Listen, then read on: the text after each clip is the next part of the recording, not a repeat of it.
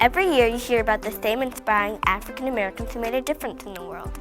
But this year, a few friends and I are going to introduce you to new people that you might not have heard of before. We are going to introduce you to politicians, entrepreneurs, inventors, athletes, and more. So don't go too far or you'll miss out on very important details about very important people.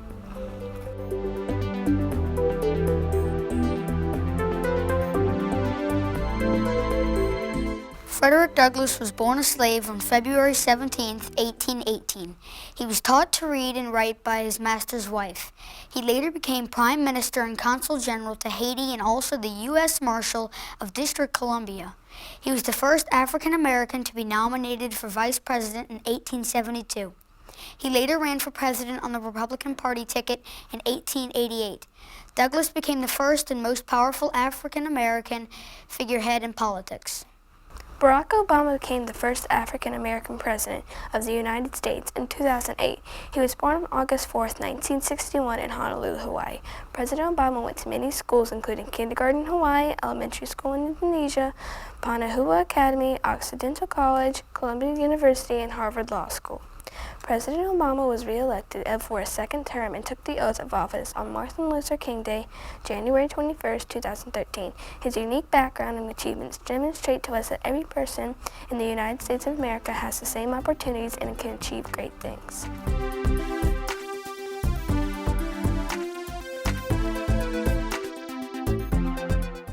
Dred Scott was not an ordinary black slave who wanted freedom. He was extraordinary. He was born a slave in 1795. He was one of the many slaves owned by Peter Blow, a plantation owner in Missouri. After Blow died, Dred was sent to John Emerson's plantation. When Emerson moved to the Free State of Illinois, he took Dred Scott with him, eventually traveling to Missouri. This is when the story gets interesting. Soon after Emerson and Dred Scott arrived in Missouri, Emerson died. Dred Scott asked Emerson's widow for his freedom. He claimed that the years he spent in free territory made him a free citizen of the United States. He was turned down, and the case went all the way to the Supreme Court. After 10 long years of fighting, did Dred Scott finally have his freedom? Chief Justice Robert Taney's decision was no. This decision, famously known as the Dred Scott decision, deepened tensions between the North and the South. Rosa Parks was born on February 4, 1913. She was an African-American civil rights activist. One day, Rosa Parks refused to obey the bus driver, James. He ordered her to move to the back of the bus and away from the white section. She refused to get up and got arrested. Her arrest helped begin the civil rights movement. Years later, she got a Presidential Medal for Freedom. October 24, 2005, Rosa Parks died at the age of 92.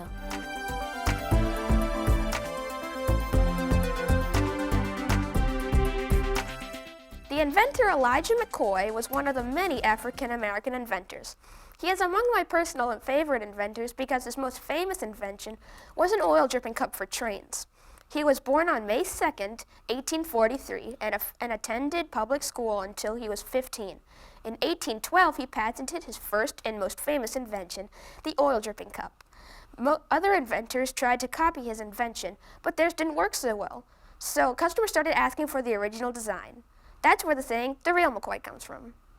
Garrett Augustus Morgan was born on March 4, 1877, in Kentucky. He received a patent for the first gas mask in 1914, but it wasn't very well known until 1916, when a group of workers got stuck in a tunnel under Lake Erie. They were rescued by Morgan and a team of men using gas masks. Garrett A. Morgan's other prominent invention was the traffic signal. He received a patent for it in 1923. Morgan died on August 27, 1963 in Cleveland, Ohio. George Crumb was an African-American inventor who was born in 1822 and died in 1914. He invented the potato chip in 1853 in Saratoga Springs, New York. This invention was created by accident, but has become one of America's most favorite snacks, and mine too.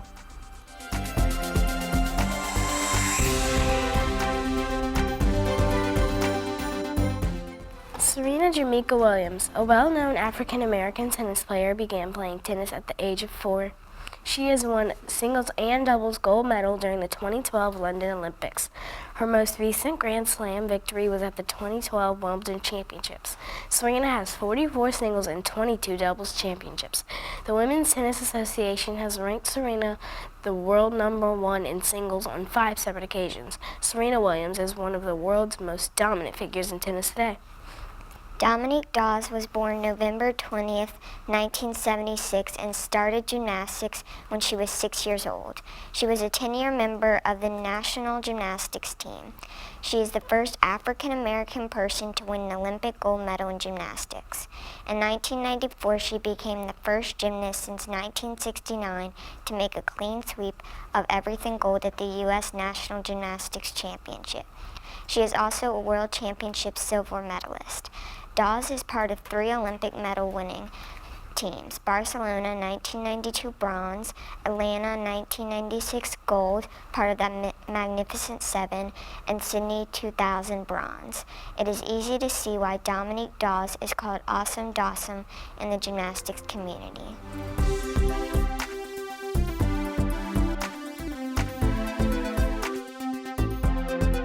Clarence Otis Jr. was born in Vicksburg, Mississippi on April 11, 1956. He is still alive today. He moved to Los Angeles when he was just a young boy. He went to Williams College in Massachusetts. When Clarence was named CEO of the Darden Restaurants business, he was only one of 7 African Americans working for a Fortune 500 company. His belief is no matter what a person's level or function is within a company, he or she needs to understand the basics of how the company makes money. Leah Heiser was born to Creole parents in 1923 in the small town of Madisonville, Louisiana. In 1945, she married Edgar Dookie Chase II, whose parents owned Dookie Chase Restaurant. Leah Chase introduced her family's Creole recipes to the restaurant, and together they made it famous. The Chases were the first people who owned a restaurant that allowed African Americans to sit and dine. Mrs. Chase is the inspiration for the Disney movie The Princess and the Frog. It is about a young girl who dreams of owning her own restaurant. Miss Leah Chase is an author, cook show host, renowned chef, and a wonderful example of how to live your life. She is my choice for Black History Month. Madam C.J. Walker was born Sarah Breedlove in Delta, Louisiana on December 23, 1867. She was born to Owen and Minerva Breedlove. She was one of 6 children, 2 girls, and 4 boys. She was an entrepreneur and a philanthropist.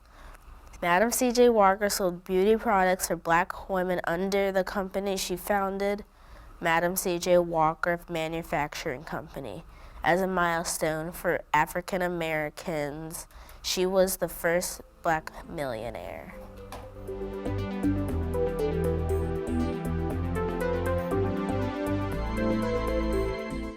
Rihanna was born on February 20th, 1988 in Barbados. She has been a serious recording artist and actress since 2004. At the age of 16, she moved to the United States to follow her recording career. Rihanna has received 4 Grammys, 5 American Music Awards, 18 Billboard Music Awards, and 2 Brit Awards. She has had 12 singles on the Billboard Hot 100, becoming the youngest solo artist to achieve that feat. Time magazine named Rihanna one of the most influential people in the world. At 8 years old, Beyoncé Giselle Knowles formed a girls group and performed on Star Search. At 16, she created Destiny's Child and recorded several hit singles. She later became a solo artist. She won 16 Grammys, 12 MTV Video Music Awards, a Billboard Millennium Award, and a star on the Hollywood Walk of Fame. In 2009, she sang At Last at the Ball for the President and First Lady Obama. In 2013, Beyoncé gave an impressive but controversial performance of the Star-Spangled Banner at President Obama's swearing-in as president. In January 2013, Beyoncé gave the greatest live performance at NFL Super Bowl halftime show. Beyoncé is my dream girl in every sense of the word. Vannevar Warwick Fuller was the first African-American sculptor Meta was born in the year 1877 in Philadelphia, Pennsylvania. She was a multi-talented artist who created poetry and paintings, but she is mainly known as a sculptor who explored her African American roots. To earn money, Meta Fuller set up a studio and continued to work making sculptures and paintings. She also supported the civil rights movement by donating the sales of her work. Meta's experience led to her most strongest and inspired works. Meta Works Fuller is celebrated for many things, such as being the first American Black artist to reflect American themes and for being ahead of her time and understanding Black experience. Meta Work Fuller died in 1968. James Van Der Zee was born on June 29, 1886, and he died May 15, 1983. He was an African-American photographer who was a leading figure in the Harlem Renaissance. He was best known for his portraits of Black New Yorkers. He received his first camera at the age of 14. This led him to take pictures of the town and family members. His early start led him to develop a great career documenting each decade of his work. Thank you for watching this program featuring the important contributions of African American politicians, inventors, artists, entrepreneurs, athletes, and civil rights activists.